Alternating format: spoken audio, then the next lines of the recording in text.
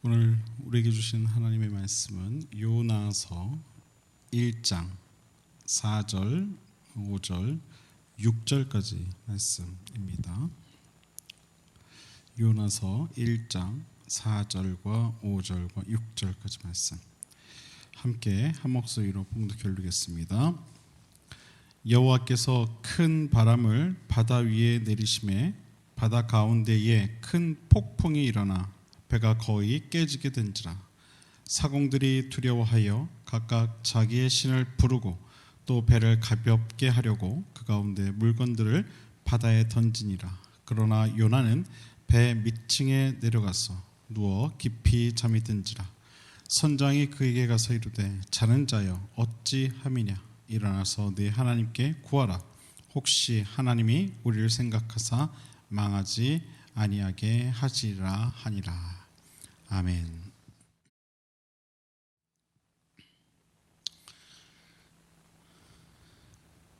오늘 본문을 보게 되면 하나님께서는 이 요나의 길을 막으실 때에 초자연적인 그런 방법을 통해 그 길을 막으시는 것을 보게 됩니다.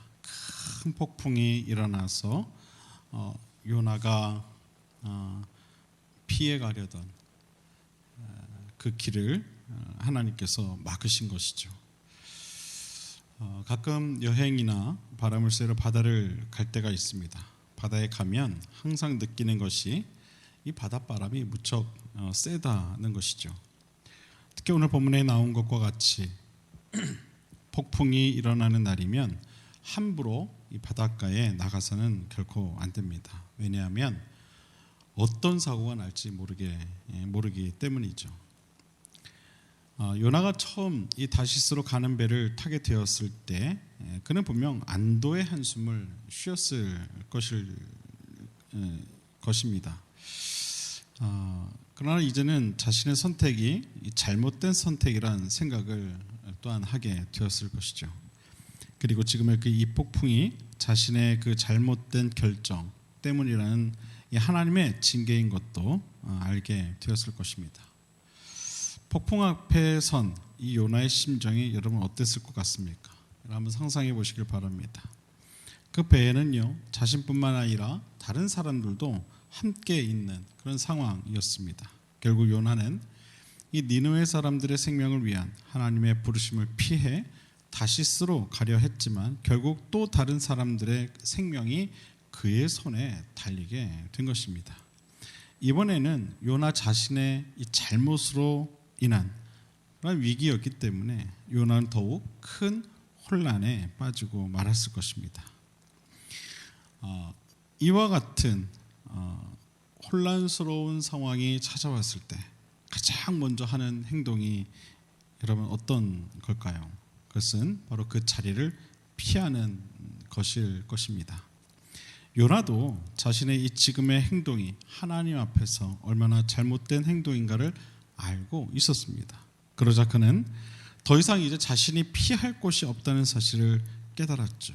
그리고 그가 한 행동은 그 자리를 피해 배 밑층에 내려가서 잠을 청하는 일이었습니다.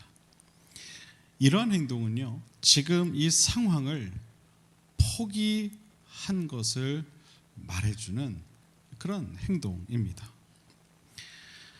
여러분, 우리도 때로는 하나님 앞에서 부끄러운 일을 했을 때 이런 경우가 있습니다. 아무것도 하지 않으려는 행동. 무언가 자신의 잘못을 하나님 앞에 뉘우치거나 다시 돌아서는 것이 아니라 에라 모르겠다 하는 그런 행동들이 있다는 것이죠. 믿음과 자신의 행동에 대한 용기가 없기 때문입니다. 하지만 하나님께서는 그러한 행동들을 그냥 내버려 두시지 않으시죠. 그럼에도 불구하고 그를 돌이키시고 변화된 삶을 위한 기회를 다시 한번 허락하십니다. 사랑하는 여러분, 하나님께서는 우리를 결코 포기하지 않으시는 줄 여러분 꼭 믿으시길 바랍니다. 하나님의 자녀된 우리가 잘못된 길로 가더라도 우리를 끝까지 포기하지 않고 바른 길로 인도하시는 분이신 줄 여러분 꼭 믿으시길 바랍니다. 이것이 하나님 아버지의 마음인 것입니다. 모든 부모들은 자신의 자녀들이 그릇된 길이 아닌 올바른 길로 살아가기를 바랍니다. 우리의 하나님 아버지께서도 우리가 그릇된 길이 아니라 올바른 길로 가기를 바라시는 줄 여러분 믿으시길 바랍니다. 바라기는 항상 하나님 아버지 그 마음에 합당한 삶을 통해 하나님께 기쁨이 되는 저와 여러분 모두가 될 수 있게 되기를 바랍니다. 5절에 보면 이런 말씀이 기록되어 있죠. 사공들이 두려워하여 각각 자기의 신을 부르고 또 배를 가볍게 하려고 그 가운데 물건들을 바다에 던졌다. 그러나 요나는 배 밑층에 내려가서 누워 깊이 잠들었다. 폭풍이 일게 되자 요나와 함께 배에 타고 있던 모든 사람들이 두려움에 떨게 됩니다. 목숨이 위태로운 순간에는 종교가 없는 사람들도 신을 찾는다고 하죠.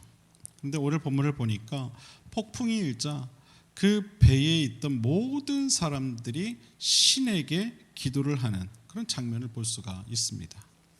인간은 이처럼 이 위기의 순간이 찾아올 때 초월적 존재를 의지하려는 그런 행동들을 보이게 됩니다. 이것이 이 인간이 하나님에 의해 창조되어졌다는 반증이기도 합니다. 누구나 살아가면서 이 신적 존재를 경험합니다. 그리고 그것을 알게 되죠. 사도 바울이 말한 자연을 통해서도 하나님의 존재를 알 수 있듯이 아주 미세하지만 작은 통로를 통해 우리는 신적 존재를 깨닫게 된다는 것입니다. 하지만 중요한 것은 그저 신적 존재에 대한 확인뿐만 아니라 온전히 하나님의 존재를 깨달아야 하는데 대부분의 사람들이 거기까지 미치지 못한다는 것이죠. 본문을 보면 사공들이 두려워하여 각각 자기의 신에게 기도했다. 그렇게 기록을 하고 있어요. 분명 이들도 신적 존재를 알고 있었지만 그들은 하나님을 온전히 알지는 못했어요. 두 가지 원인이 있을 수 있겠죠. 첫째는 그들이 복음을 접하지 못했거나 둘째는 복음을 접하고도 믿지 않아서일 것입니다. 복음을 듣고 또 믿지 않았다면 그것은 그들의 책임이라고 말할 수 있을 것입니다. 그러나 만약 복음을 접하지 못한 것이 그들에게 그 이유가 된다면 그것은 또한 우리의 책임이 될 수도 있을 것입니다. 세상에는요, 하나님에 대해 듣지 못하여서 믿음 없이 살아가는 사람들이 참 많이 있습니다. 하나님이 어떤 분인지 제대로 들어보지 못하고 살아가는 사람들이 많이 있다는 것이죠. 결국 복음을 전하는 것은 우리의 몫이라는 것입니다. 하나님은 우리를 통해 복음이 전해지길 원하십니다. 마태복음을 보면 주님께서 이런 말씀하셨죠. 너희는 가서 모든 민족을 제자로 삼아 아버지와 아들과 성령의 이름으로 세례를 베풀고 내가 너희에게 분부한 모든 것을 가르쳐 지키게 하라. 복음을 전하라는 것이죠. 복음을 전하라. 복음을 전하라. 내가 너희에게 가르친 모든 것을 너희 또한 너희 입술로 가르치라. 가르치라. 하나님께서는 우리를 통해 복음이 전해지길 원하시는 줄 여러분 꼭 믿으시길 바랍니다. 복음을 전하는 것은요, 단순한 가르침이 아니죠. 이것은 우리에게 주어진 명령입니다. 명령이에요. 다시 말해서 사명이라는 거예요. 사명. 우리 모두에게는 복음을 전할 사명이 있다는 것이죠. 사랑하는 여러분, 복음이 필요한 이들에게 복음을 전할 수 있는 그런 믿음과 용기가 함께하는 저와 여러분 모두가 될 수 있게 되기를 바랍니다. 6절에 보면 선장이 그에게 가서 이르되 자는 자여 어찌함이냐 일어나서 네 하나님께 구하라. 혹시 하나님이 우리를 생각하사 망하지 아니하게 하시라 라고 말씀하고 있는 것을 보게 됩니다. 지금 배 안에 있는 모든 사람들이 큰 일이 일어났는데 모든 것을 체념한 요나는 배 밑에서 지금 무엇을 하고 있었습니까? 잠을 자고 있었어요. 그러자 화가 난 선장이 이 요나를 찾아와서 그를 깨우면서 이야기를 합니다. 어찌 내가 지금 잠을 자고 있느냐? 내가 믿는 신이 있을 것 아니냐? 그 신에게 너는 기도해라.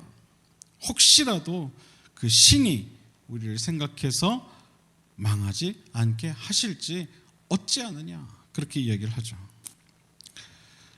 여러분, 하나님은 항상 우리를 생각하시는 분이십니다. 한순간도 그냥 지나치는 분이 아니시라는 것이죠. 그리고 하나님은 우리를 망하게 하시는 분도 아닙니다. 우리가 오히려 잘 되기를 바라시는 분이시죠. 어떠한 손길을 통해서든 우리를 항상 그렇게 깨우시고 일으키시고 우리가 바른 길로 가도록 우리를 그렇게 인도하시는 분이 하나님 아버지시라는 것입니다. 아버지의 마음으로 자녀들이 잘 되기를 바라신다는 것이죠.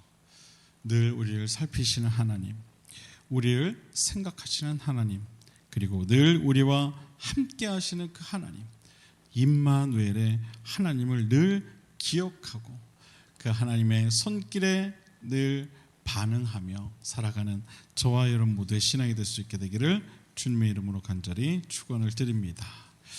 기도하겠습니다.